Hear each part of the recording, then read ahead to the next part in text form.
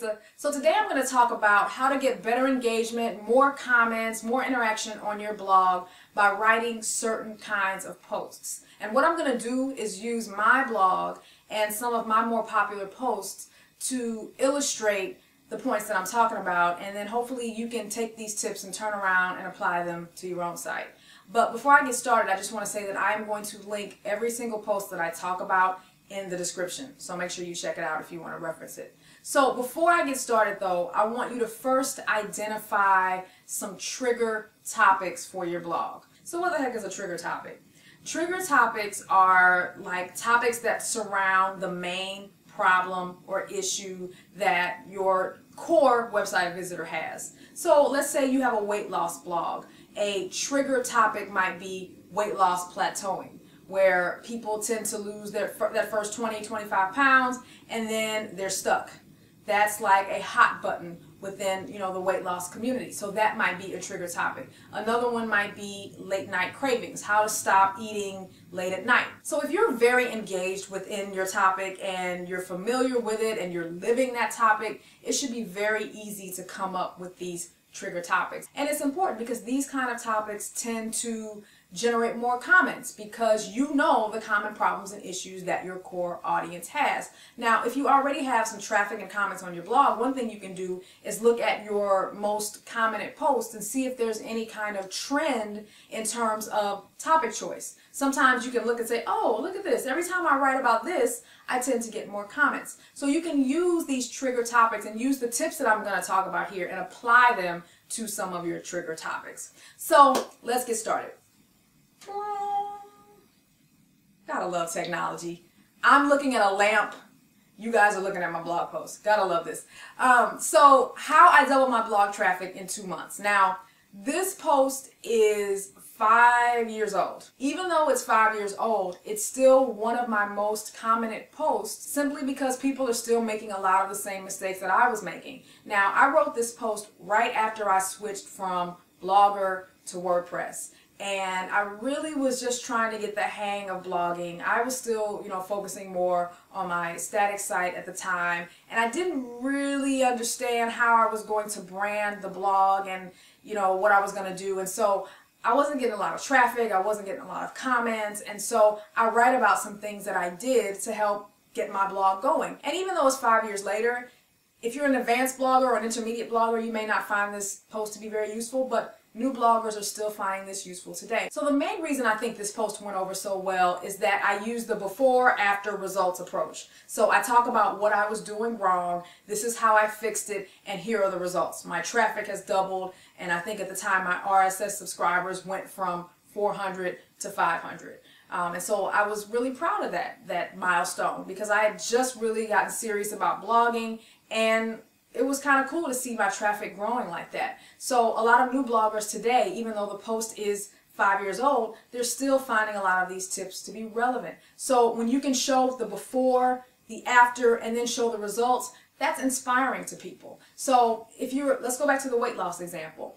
Let's say you lost 30 pounds in 4 months. People are going to want to know, how in the world did you do it? Show the before, show pictures how you look before, show what you did, and then show the results after. It makes the post much more personal and engaging because you've been there and the people who are reading it can relate. So the before-after results always works well. All right, next post. Good old AdSense. Now, I guess you can imagine why this post works so well. Number one, it's a trigger topic for me, right? Making money online. It's the reason a lot of people follow me. Also, AdSense is another trigger topic because a lot of people follow me who are also in AdSense as well. I call this the proof post. Anytime you're trying to build an authority or build yourself as the authority, I should say, it's always good to show that you're actually walking the walk and not just talking the talk. Especially in the whole make money online world, because there's so many scams and schemes out there. People want to see proof. They want to see, okay, now I say that some people still think that I photoshopped this, but you know what? You cannot please all the people all the time, and I'm not going to kill myself trying. The other reason this post went over so well is that it's inspiring. Anytime you can inspire someone, you're going to engage them because they're going to say, oh my goodness, I want what you have. This is so inspiring. Thank you for posting this. It shows me that I can do this too. Anytime you can inspire people, that's always good. And then show proof that you're actually doing what you're talking about, because it will separate you from the other people who are just writing and not showing anything. Okay, my next post. Good old Google Panda. All right, this blog post caught on for 2 reasons. Number one, the title. First of all, when you're writing something, don't forget about the title, because that's what really can draw people in. The ugly truth, Google Panda exposed about your business. I mean, right there alone, people are like, oh my gosh, what are you talking about? What is the ugly truth? So writing a really good, engaging title, of course, is helpful. The other thing is I wrote this at the opportune time. It was a trending topic. You got to know what's going on within your niche, right? So this happened, I wrote this right after a big Google Panda update.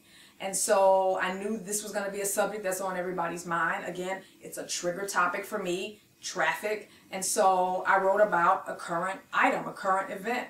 The other reason this post got so many comments is that I kind of went hard in this post. I was very direct and basically said, look, the reason why Google Panda affected you so much is because you're too reliant on SEO. That's your only way you're generating business. You're not using YouTube or email or anything else. You're just relying on Google, and it's dangerous.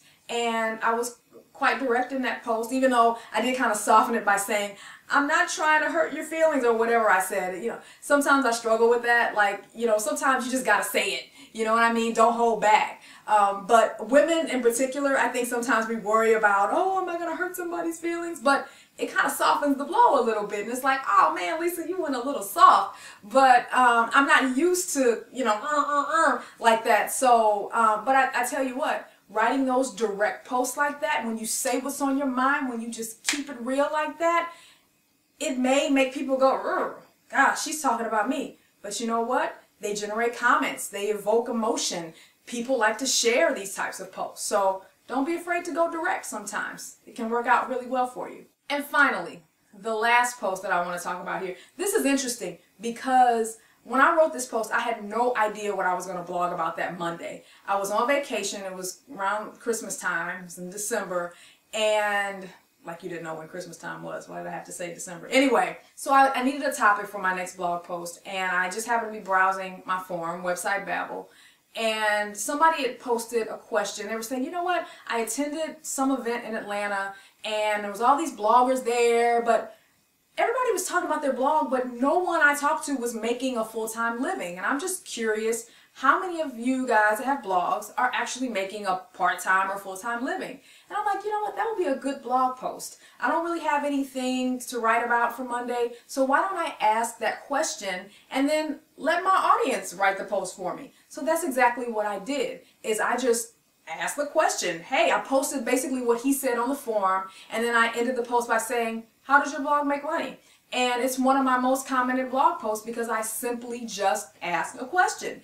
And if you're having trouble getting commenters on your blog or comments, one of the great things to do when your blog is new is just to simply ask a question and use some of your trigger topics. Ask about those types of things.